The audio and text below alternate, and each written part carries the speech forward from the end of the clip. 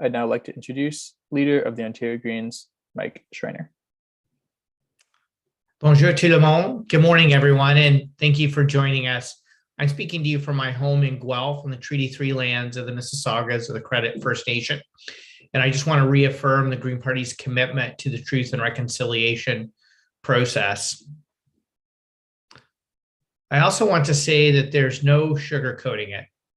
These past 2 years have been extremely tough on the people of Ontario.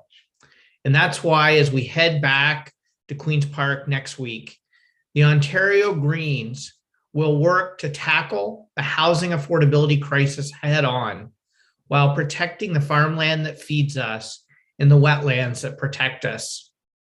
To make mental health care more affordable and accessible for people, because let's face it, everything is not okay. And we will continue to push for climate action and environmental protections. As we head back to the legislature next week, Greens will work to address the affordability challenges facing Ontarians, especially those who have been disproportionately impacted by the pandemic, in particular, persons with disabilities. Right now, people are paying record high gas prices, groceries, heating, and electricity bills. And we know that Ontarians are frustrated and demanding solutions. I've been meeting with people right here in Guelph and across the province, and it is clear. People want livable and affordable communities. They want solutions to the affordability challenges they are facing. But sadly, it's becoming harder and harder for people to find an affordable place to call home, in a place they want to live.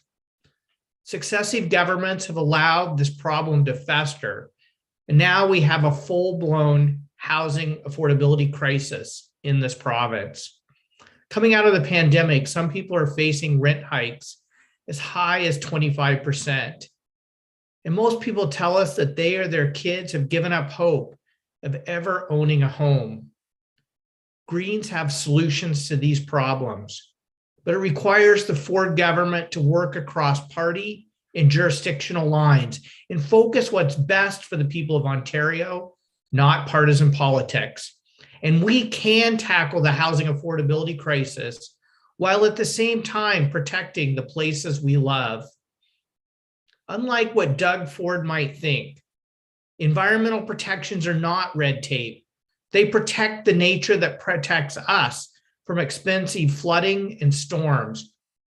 As our economy begins to recover from the pandemic, we need to ensure that it is a green and caring recovery, because the future of Ontario jobs is green. Green jobs that reduce our energy bills. We can build better homes and create thousands of jobs with a green retrofit program for public buildings, homes, apartments, and small businesses, helping people save money by saving energy.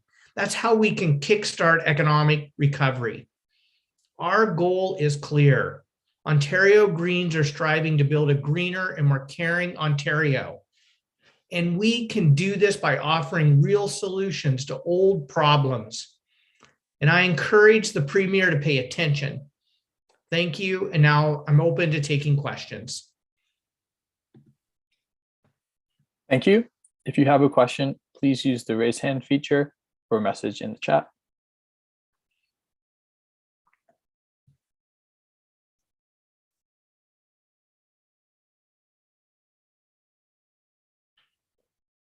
First up, we have Alan Hale from Queen's Park Today. Alan, please unmute yourself and go ahead.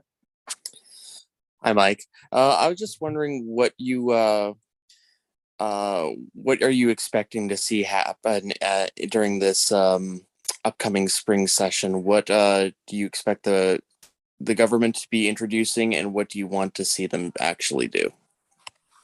Yeah, well, I mean, obviously, given my remarks today, addressing the housing affordability crisis has to be a top priority. I can tell you, knocking on doors in Guelph, and I've been traveling across the province in my electric vehicle, and people everywhere, when you ask them what their number one concern is, it's housing affordability. And, the Ontario Greens, we put out a masterclass plan to address a housing affordability crisis, and we're going to continue to keep pushing for solutions to the crisis.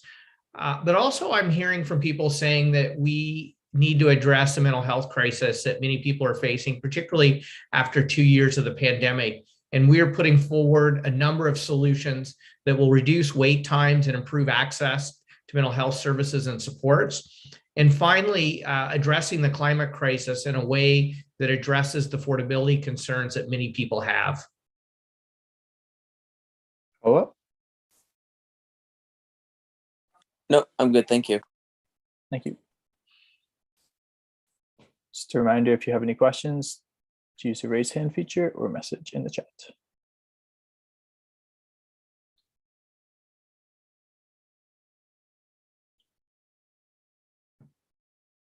Okay, that looks like everything for now. Well, thanks, everyone. I look forward to seeing most of you back at Queen's Park Tuesday morning. Have a good day and a good weekend.